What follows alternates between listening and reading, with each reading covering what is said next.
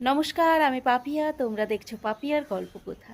প্রতিদিনের জীবনের খুঁটিনাটি গল্প, হাসি, আনন্দ আর একটু ভালো লাগা নিয়ে চলো আজকের গল্পটা শুরু করা যাক।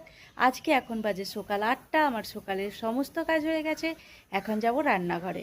মেয়ের জন্য টিফিন বানাবো, সকালের জলখাবার বানাবো। আর আজকের ওয়েদারটা একবার দেখো তোমরা, একদম মেঘলা ওয়েদার।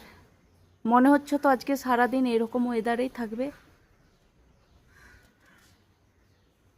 এখন বাজে 9টা 40 আর আমি রেডি হয়ে গেছি মেয়েকে স্কুলে পৌঁছে দেওয়ার জন্য। এদিকে মেয়েও রেডি হয়ে গেছে, স্কুলের ব্যাগ, টিফিন, আমার সমস্ত কিছু গোছানো হয়ে গেছে।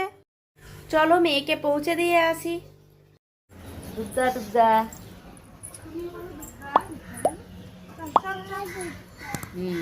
দুগ্গা দুগ্গা।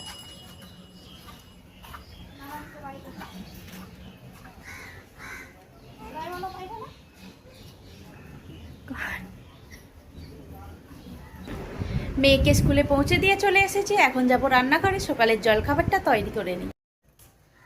রান্নাঘরে চলে এসেছি আর আজকে সকালের জলখাবারে হচ্ছে পেঁয়াজি, আলুর ভাজিয়া আর মুড়ি।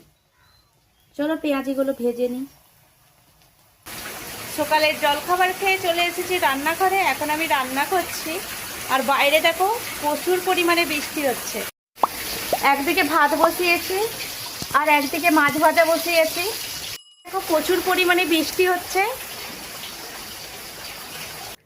এখন বাজে 1টা 40। এখন যাচ্ছি মেয়েকে স্কুল থেকে বাড়িতে নিয়ে আসার জন্য। এখন বাজে 1টা 40। দুপুরের সমস্ত রান্নাবান্না কমপ্লিট হয়ে গেছে। এখন যাচ্ছি মেয়েকে আনতে। মেয়েকে স্কুল থেকে নিয়ে আসি, তারপরে সবাই মিলে একসাথে দুপুরের খাওয়া দাওয়াটা সেরে নেব। এখন বাজে সন্ধ্যা 7টা। আমাদের সন্ধ্যা দেখানো হয়ে গেছে আর এখন যাব বাইরে একটু ঘুরতে। হাঁটতে হাঁটতে একটু এলাম আর মনে পড়ে গেল কালকে মেয়ের স্কুলে প্রোগ্রাম আছে, মেয়ের জন্য একটা ওড়না নিতে হবে। এইটা আমাদের কিন্তু একটা বাঙালিরই দোকান। যাই ভেতরে যাওয়া যাক, জিজ্ঞেস করি আছে কিনা ওড়নাটা, যদি পাওয়া যায়। আমি বাড়িতে চলে এসেছি আর মেয়ের জন্য এই ওড়নাটাও পেয়ে গেছি। এখন বাজে রাত 11টা। আমি রান্নাঘরের সমস্ত কাজ গুছিয়ে চলে এসেছি। আজকের গল্পটা এখানেই শেষ করছি। সবাই ভালো থাকবেন, সুস্থ থাকবেন। দেখা হবে নতুন আরও একটি গল্প নিয়ে। ধন্যবাদ।